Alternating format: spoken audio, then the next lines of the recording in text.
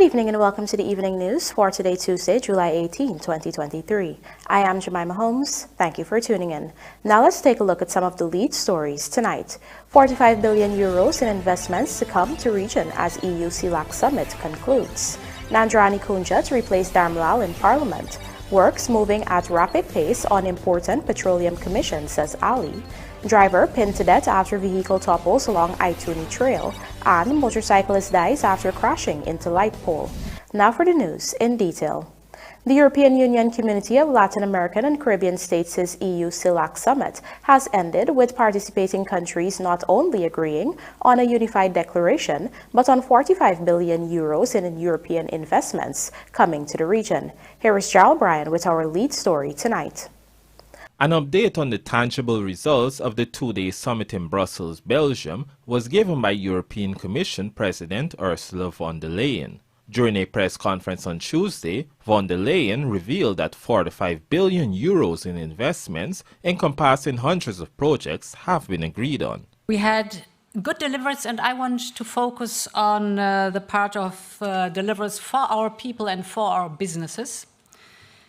On the first day, we launched the Global Gateway Investment Agenda for Latin America and the Caribbean. We will bring over 45 billion euro of high-quality European investment to Latin America and the Caribbean. More than 135 projects are already in the pipeline, so it's a very good start. The European official made it clear that these projects must be accompanied by the highest environmental and social standards as well as transparency. It will also include sharing technology and knowledge while training local workforces for the jobs of the future. According to her, work has to now be done to formalize these projects, which she noted range from clean hydrogen to mRNA vaccines. Now, of course, together we have to shape the investment agenda, and we have to decide which sectors, which value chains to prioritize, and then we have to implement and deliver. The range of projects is very wide. It goes from clean hydrogen to critical raw materials, from data cable networks to mRNA vaccines. Important is that, and we discussed that a lot, Global Gateway is not just about how much we are investing, but also about how we are investing. President Dr. Irfaan Ali meanwhile held bilateral discussions on forest cooperation with von der Leyen. He also met with Netherlands Prime Minister Mark Rutte, where they discussed trade relations, regional cooperation, infrastructure and climate action, and water management. Other developments during the summit include an almost unanimously agreed 41-point declaration that includes a commitment to hold EU-CELAC summits every 2 years. The last time the EU-CELAC summit was held was in 2015. Gerald Bryan, The Evening News. Former Regional Vice Chairperson for Region 2, NANDRANIE COONJAH, will replace Nigel DHARAMLALL as a parliamentarian and is expected to be sworn in at the next sitting of the National Assembly this week. Here is Gerald Bryan again with the details. Earlier this month, Local Government and Regional Development Minister Nigel DHARAMLALL resigned as both a minister and member of Parliament. While the minister within his ministry, Anand Prasad, has been carrying out his ministerial functions, a replacement for his parliamentary seat has been identified. This newscast has been able to confirm that PPPC Region 2 candidate NANDRANIE COONJAH, a long-standing commissioner on the Women and Gender Equality Commission, will take up DHARAMLALL's parliamentary seat. The party had written to the Guyana Elections Commission, GECOM, to extract her name from the geographic list of candidates. GECOM then wrote to the National Assembly on Tuesday, informing them that COONJAH, who has also served as acting regional chairperson, was selected. In a brief interview with this newscast, Clerk of the National Assembly Sherlock Isaacs related that COONJAH can be sworn in as early as the next time Parliament meets, which is Thursday. It was announced on July 4, 2023, that DHARAMLALL had resigned following allegations of rape that were leveled against him. Subsequently, however, the complainant declined to pursue the matter, leading to the Director of Public Prosecutions advising the police not to proceed with the case. President Dr. Irfaan Ali has since said that DHARAMLALL's future in the PPP will be determined at Congress.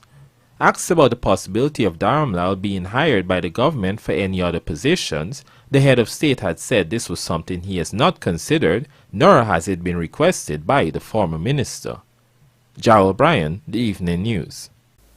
The Petroleum Commission, an important component of managing Guyana's oil and gas sector, is yet to be operationalized, despite oil being discovered since 2015. However, President Dr. Irfaan Ali has recently assured that the process towards setting up this commission is ongoing at a rapid pace. Find out more in this Pooja Rambaran report.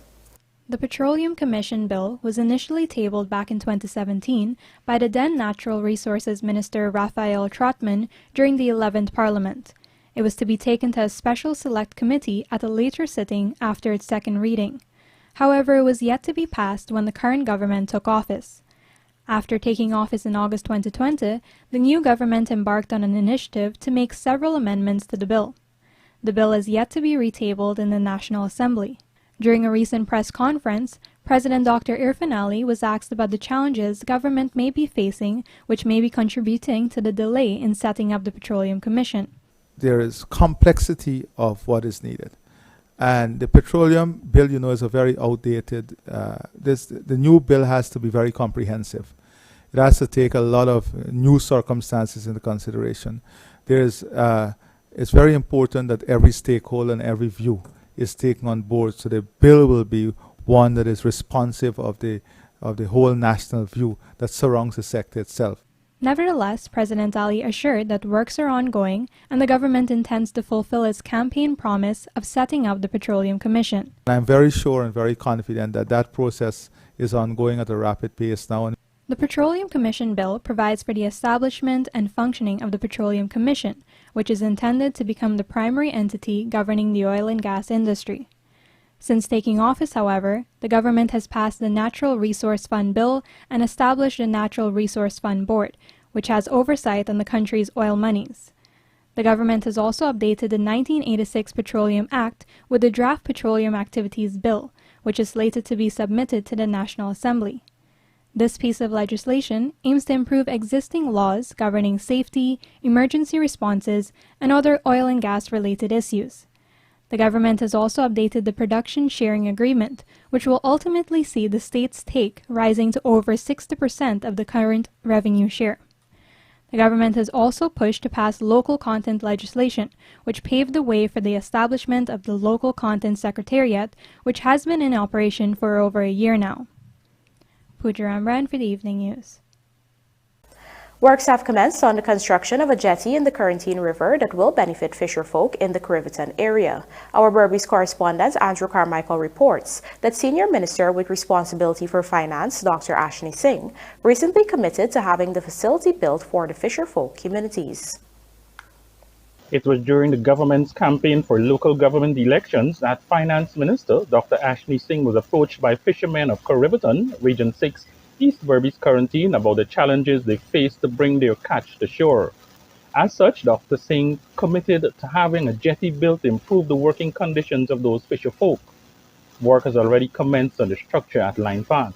According to Region 6 Chairman David Armagon, the facility will assist fishermen getting their catch from their boats onto land with ease. You remember we got places like Firish, we got a big wharf there. There were 66, we got a wharf. There are many other places where we got big fishing complexes and so on, where we have wharves. But these are little jetties where people, small fishermen who are just doing a bit of fishing in the Corentyne area.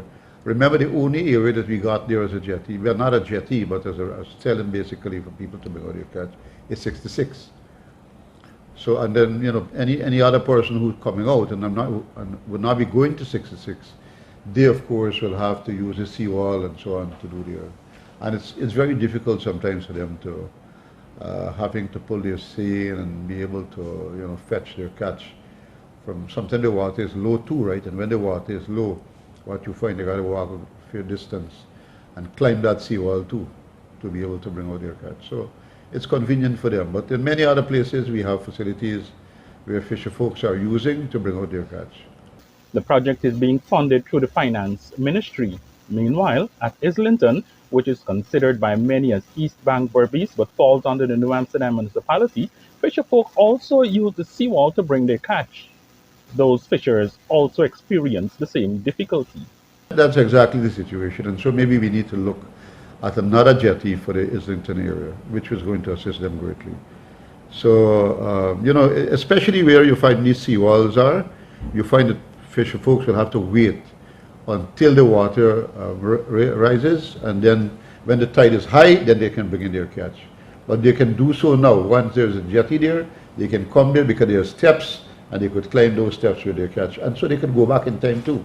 For the Evening News, Andrew Carmichael.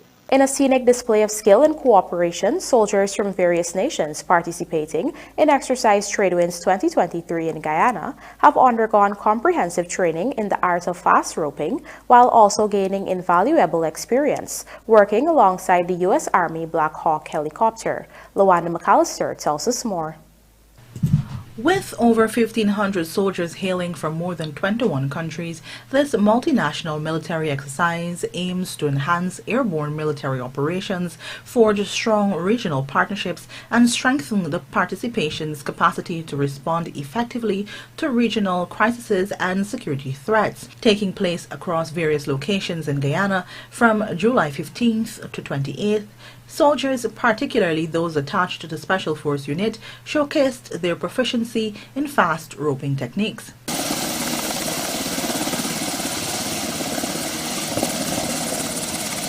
The art of fast roping involved descending structures and helicopters using nothing but their hands and feet. By mastering this technique, the soldiers enhanced their ability to execute search and rescue missions. At the exercise on Monday, Constable Rabina Joseph, a member of the Royal St. Lucia Police Force, expressed her gratitude for the training. Well, I'll be taking back the skills that I've just learned, fast roping off a helicopter. Because as you know, St. Lucia is in a hurricane belt, and every year we have to go through search and rescue missions. And I think that skill is one that's paramount to us, being able to execute our duties during search and rescue a little more efficiently. Another participating soldier, woman Marine Kamisha Brown from the Bahamas Defense Force, described her experience. The jump was nerve-wracking at first, and then exciting in the end. What do you feel about being part of such an exercise? Getting the training and improving on what you already do? Really grateful, honestly, just grateful to have the opportunity, grateful to be a part of this experience and experiencing it with the various different countries. It's an amazing thing. Soldiers were also given the chance to get acquainted with the U.S. Army Black Hawk helicopter. The helicopter is well known for its important role in tactical operations. It has the ability to transport up to 11 troops and 5,000 tons, making it a valuable asset for providing logistical support to military forces. Travis Kettleson, a member of the U.S. Army, highlighted that the Black Hawk would not only support the Guyana Defense Force during the exercise, but also play a critical role in medical evacuation operations. We will have a medic on board of the aircraft in the rear.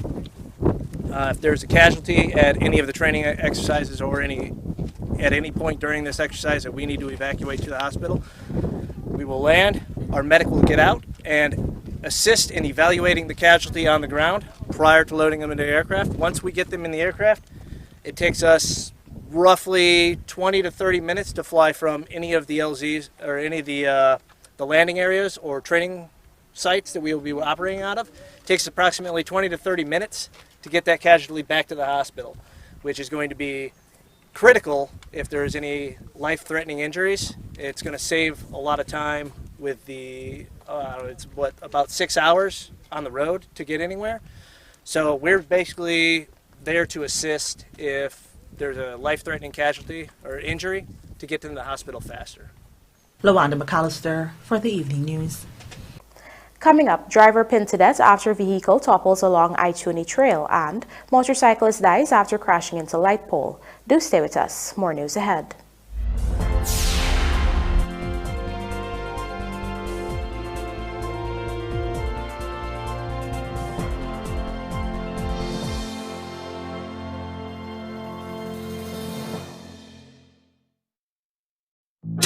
energy drink rolling out the Turbo Hot Summer Wheels promotion. Win a brand new 2023 Honda HR-V plus over $3 million in weekly cash and prizes. Just grab any bottle of Turbo Energy Drink, Buster or Classic, and locate the 8-digit code on the bottle. Then visit Turbo IG and Facebook at Turbo_Caribbean. For more details, conditions apply.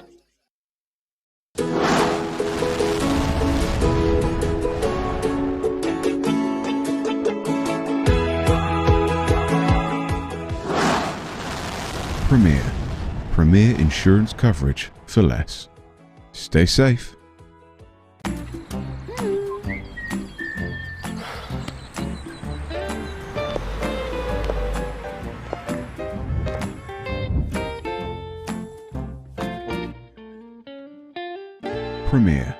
Premier insurance coverage for less. Stay safe.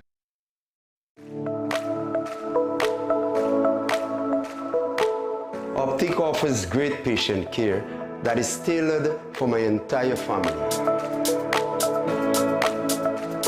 At Optic, a wide selection of affordable optical frames and optical services are available to fit your budget. At Optic, my family is provided with comprehensive eye examination and access to the ophthalmology services, all under one roof. Optic takes pride in delivering exceptional customer service and a unique experience to you, our customers. Optic Vision Care is a company that is Guyanese born and grown that will help you take care of your precious eyes.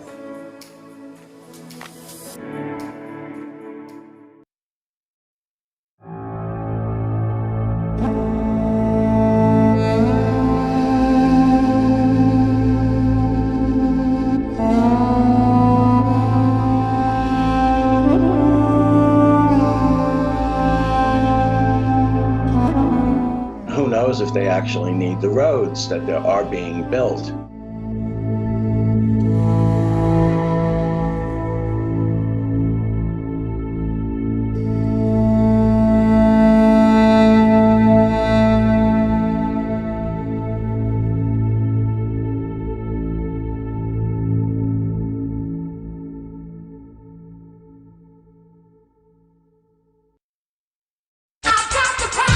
Entrepreneurs, coconut byproducts are in high demand. How can you cater to that demand? By investing in a coconut shredder from Sylvie's. Guaranteed to increase your output, this 110-volt stainless steel machine shreds coconut in seconds, allowing you to also save on labor and time. From the shreds, you can create coconut powder, oil, milk, etc. Order yours now at sylviesonline.com or at our 31 High and Hatfield Street store.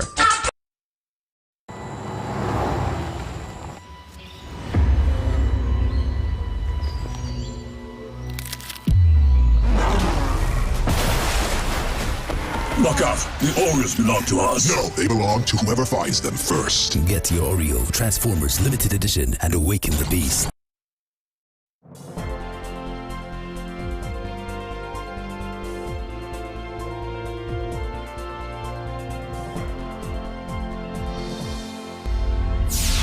Welcome back. You're watching the evening news. It took authorities more than 10 hours to retrieve the body of a man who was pinned beneath a vehicle following an accident along the ITUNI trail in Region 10. The accident occurred at around 16 hours on Monday, but the victim's body was retrieved from the site at around 2:30 hours on Tuesday, according to the police. The victim has been identified as 31-year-old Rodwell Peters, who had been the driver of an articulated vehicle at the time of the accident. There was another occupant of the vehicle, Damian Fraser, a porter who sustained injuries. Police say the vehicle was descending a hill along the trail but was speeding as it approached a bend in the road, causing the driver to lose control. As a result, the vehicle toppled and Peters became pinned under it. Fraser, who received injuries, was picked up and taken to the Linden Hospital complex, where he was admitted as a patient. When Peters' body was eventually retrieved, it was taken to hospital, where he was pronounced dead.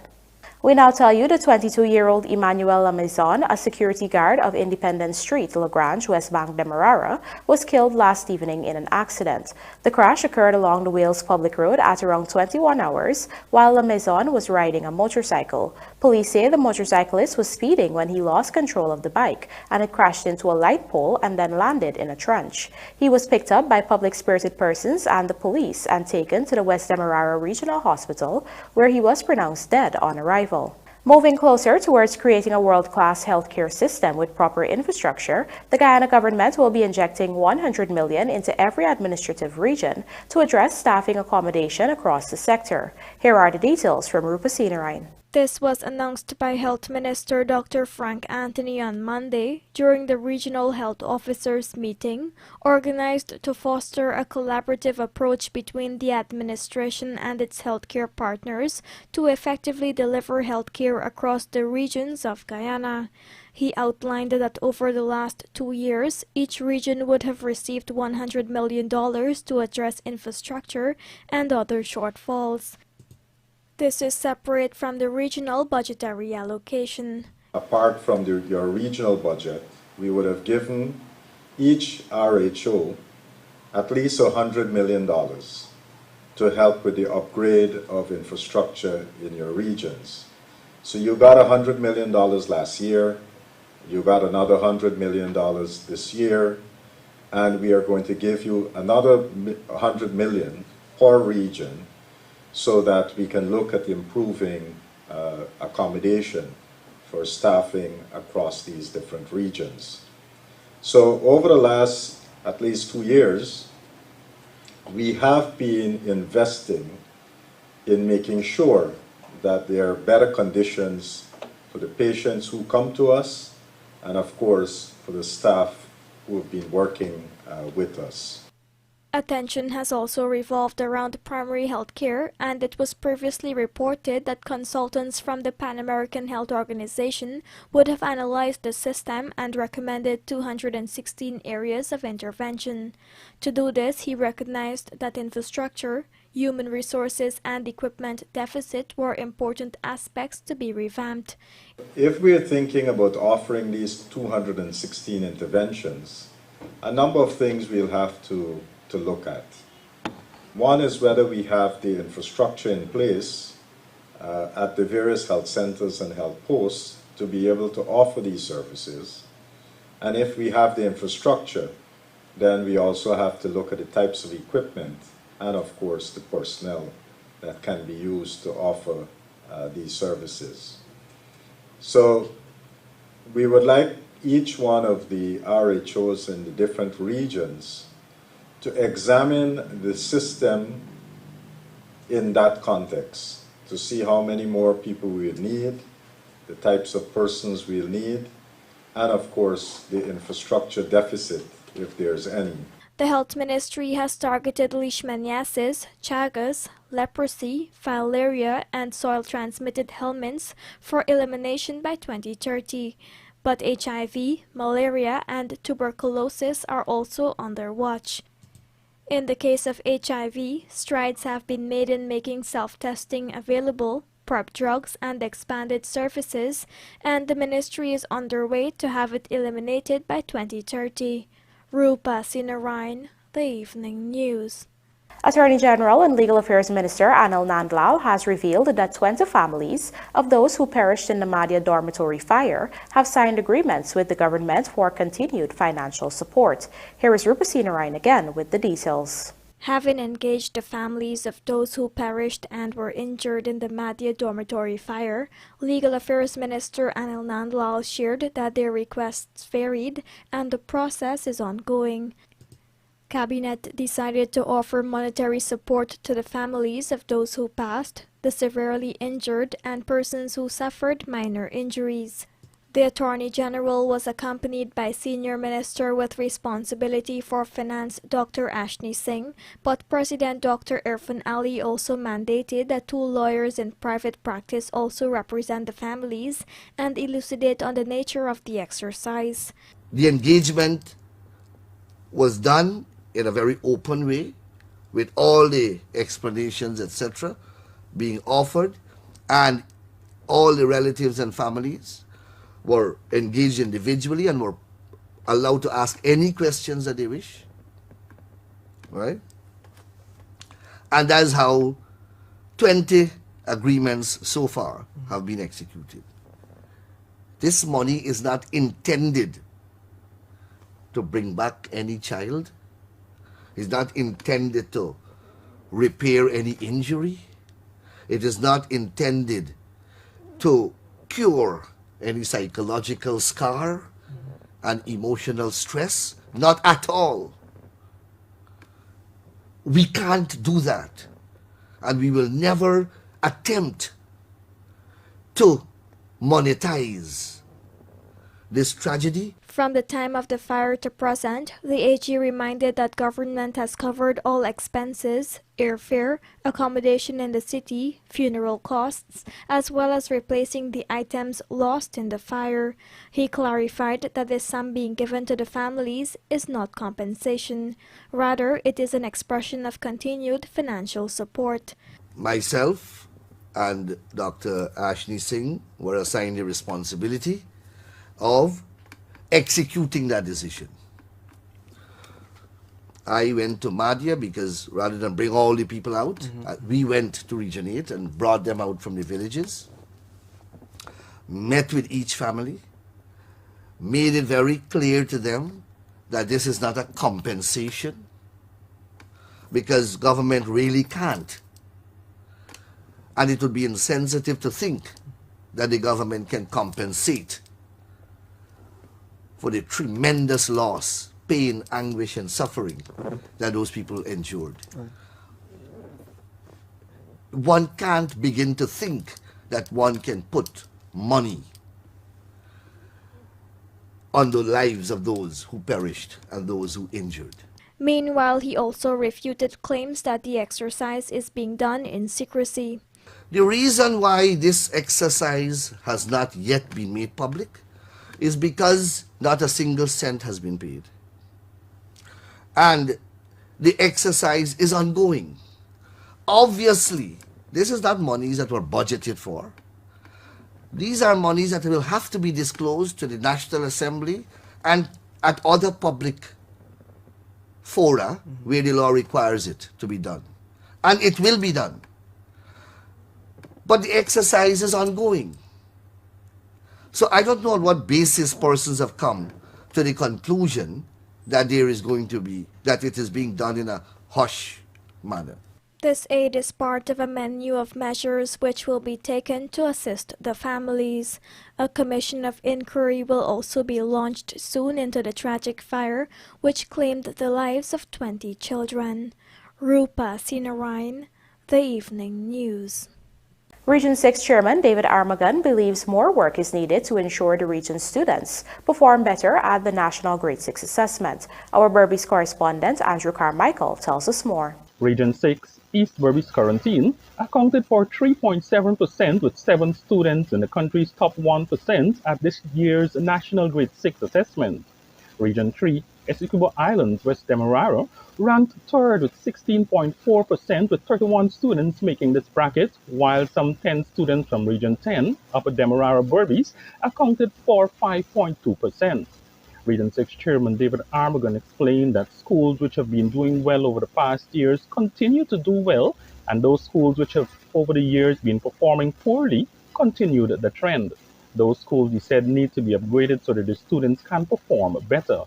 This year, students attained a 37% pass rate in mathematics. This is compared with a 30% pass rate last year.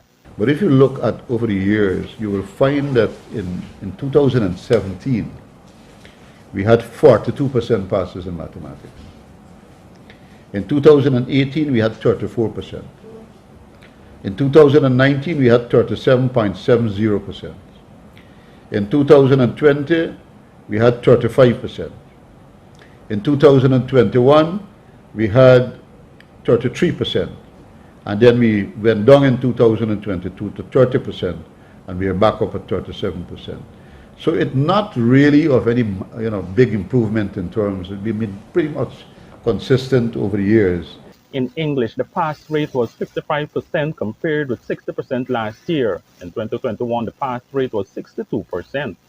We have seen a decline in the performance of English in 2023, by a few percentages as well. In science, we managed 51% when compared to 44% in 2022 and 39% in 2021. And so this is the highest percentage which we have had so far from 2017 to 2023, 51%. The pass rate for social studies was 53% as against 55% last year and 54% in 2021. 1,650 students set the examinations this year. The figure last year was 1,920. Overall, the region recorded a 49% pass rate, and in recent years, the pass rate has been between 47 and 49%.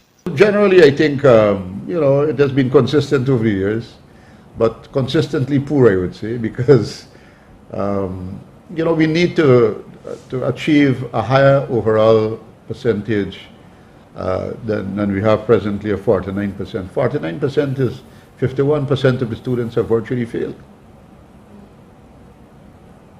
Although they are placed in a secondary school, when you look at a 49% pass overall, an average 49%, but it tells you a story that 51% of the students have not been able to achieve 50%. Of the top 10 students in the region, 8 of them were awarded places at Queen's College and 2 at Bishop's High. For the Evening News, Andrew Carmichael. And now for a look at the bridge reports. The Demerara Harbour Bridge will be closed from 23 hours 59 on Tuesday, July 18th, 2023 to 4 hours on Wednesday, July 19th, 2023. This is to facilitate emergency works at the Span 7 to 8 junction. Meanwhile, the Berbice River Bridge is scheduled to be closed on Wednesday, July 19th, 2023 at 5 hours 15 for a period of 1.5 hours.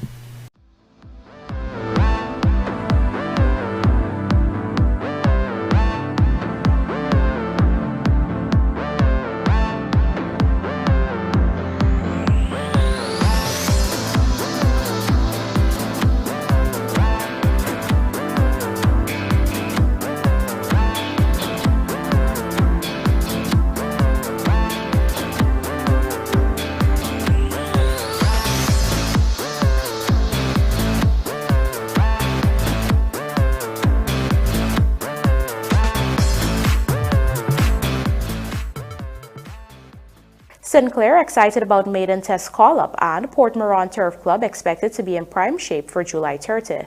Details of these stories and more in the Sportcast, sponsored by MacCorp, coming up on the other side of the break.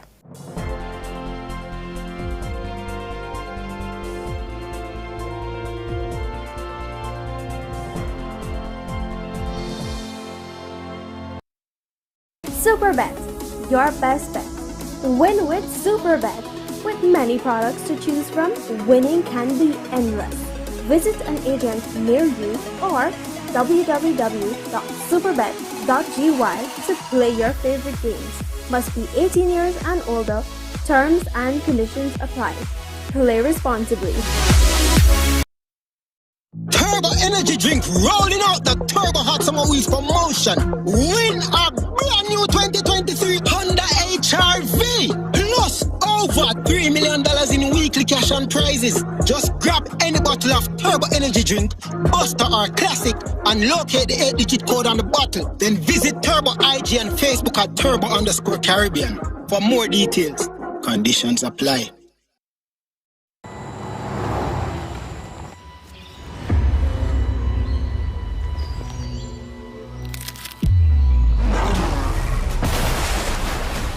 Look out! The Oreos belong to us. No, they belong to whoever finds them first. Get your Oreo Transformers Limited Edition and awaken the beast. Looking to bring your dream home to reality? Or simply taking on a home improvement project?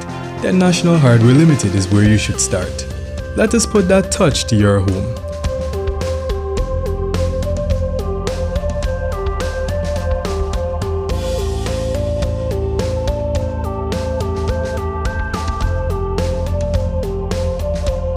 Choose from over 1,000 Berger Paint original hues for any surface.